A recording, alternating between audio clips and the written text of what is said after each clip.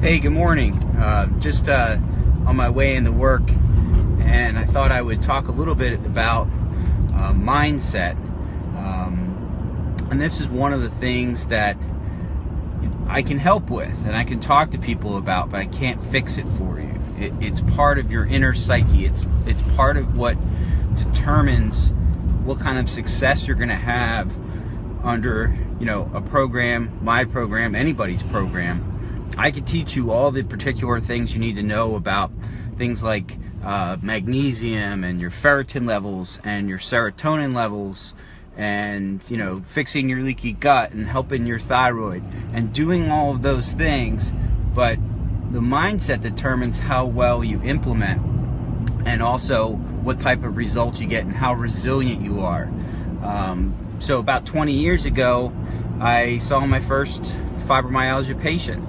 And one of the first things she told me was, well, you can't help me. And, at the time, it turned out she was right. I didn't know what I know now. But the mindset taught me something, and it taught me that, that inner thought consciousness that says, I am this is me, and it'll always be that way, and nothing will never change that, is really problematic. Always and never are words that kind of unveil a victimization, a victim personality, a person who has kind of given up and just stopped trying to do different things. And so not only could I not help her, but there was nobody that could help her at that point, because she was beyond help, not because of her condition, but because of the mindset that she developed over the years of trying to deal with this condition. So over the last 20 years of helping people, I've heard this in different types of ways. I had a patient who would say, well, I just had a bad day and I abandoned everything and I ate a bag of Oreos. So this is the kind of thing that happens when somebody's frustrated. It's a sunk loss logical fallacy. So if one day is bad, if then therefore the rest of the days are bad, and I'm going to just do this thing that I know is probably not going to make me better, probably make me worse, but I'm going to do it anyway. And I hear just a lot of different varieties of this. Person will have like a flare-up of a condition, and they'll stop everything. Well, this is just messes people up, and it also is part of the fitness industry too. Somebody will stop going to the gym. When they stop going to the gym, they also stop eating properly, and they their whole health sphere just goes down because one element ticks off.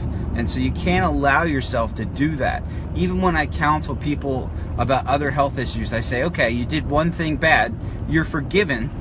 Now let's go right back to work, because we don't want to drag ourselves down with this logical fallacy that happens. And in treating patients like this, you have lots of wins, which we have lots of wins, or you have lots of learns, which is, something didn't go the way that we anticipated it to go. So it gave us a learning opportunity. Now where the seesaw has tipped a bit is we have a lot more wins than learns, but we're still learning things, and there's still a lot to be learned. Back 20 some years ago, there wasn't that much out there. I was newly out of school, and I took on everything I could. I read everything I could. I researched everything I could, and I came away thinking, you know what? Nobody really knows what this is. Nobody really understands it, and so they just kind of threw it aside. And that's when the things like what things called the garbage can diagnosis start to come up, which means, well, you have this because we don't know what else it is. But what they didn't realize was this conditions, chronic fatigue and fibromyalgia, sit in the almost like the center of several other conditions.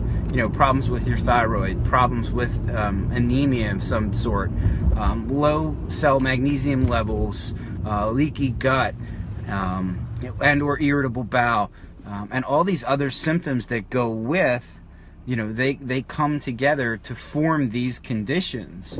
And so that's why there's not a magic bullet. That's not why there's not a single drug or procedure or thing you can do that's going to fix it, because it's not one thing. Magic bullets can't hit targets if there's more than one target. So you have to think of this as restoring somebody's whole health so that they can get well from this condition. And I've heard all the different things. I've read all the different things. I've talked to people about all the different things that say that how these things come about.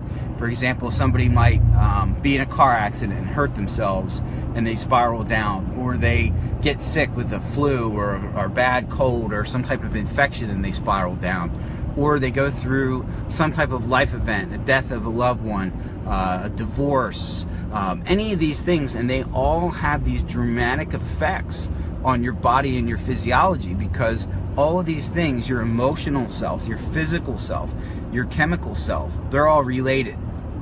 So what we try to do is pick apart things that you might have that are deficient, things that you might have sensitivity to, toxins that you might be in taking in, thoughts that you might be thinking. Thoughts are super important, and they have a lot of impact on how you're going to function in a daily life. You could certainly think about something in a particular way that has a negative outcome, or you could think about something in a positive way that has a positive outcome. But we fall into trends, and these trends, like we're talking about, like mindset, they're trends, and we have to examine that. So if you have a growth mindset, which means I am this person today, and X amount of days in the future I'll be a different person because I'm growing and developing, your chances of improving and getting better on recovery programs and anything are far better than if you have a fixed mentality or a fixed mindset which says, this is me and this is what I'm always going to be and nothing is ever going to change that. So if we could break loose from that, then it's going to be ultimately a easier victory for you, and the things that I teach in the course are going to be much better implemented, and you're going to have much better results because you have the growth mindset. Now, it's not to say that you have like one victory after another, even though you might, but you may have some really good days and then a bad day, and then you may have really good days and a bad day. And the goal is to get you to the point where you have far more good days than bad days. And I know this is something that we talk about, when the weather changes, or something happens in your life and it causes something to fire up or flare up. It's hard to think that way, but it's necessary. It's a growth mindset, and once that's in, then you weather every storm much better. Now, my section on mindset is really my last section in the course. It could be the first, but it's the last because I want to try to give you some things right away that are going to begin to help you feel better. And then once we're at that final point, then we just tie it all together about mindset and how we're just going to continue to improve and make steady progress over the course of months. This type of conditions are chronic, and the chronic conditions take longer to get better because they took a long time to establish. Even if it was a certain sudden onset, like for example a car accident, most people who are in a car accident that isn't a very severe accident can snap back very quickly, within a few months. If you've kind of gone downhill after that, it means that your inner resources are depleted, and there may be some other underlying conditions that you might not have been aware of. For example, you might have had a thyroid problem, or you might have been anemic, or you might have some other things, but your body at that present level could still handle it.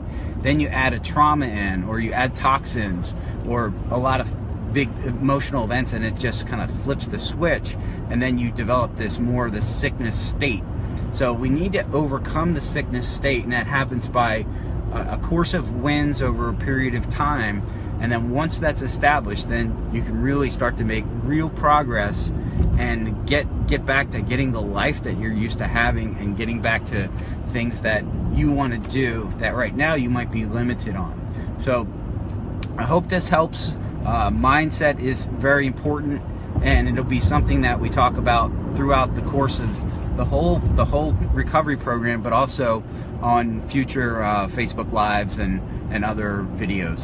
Thank you.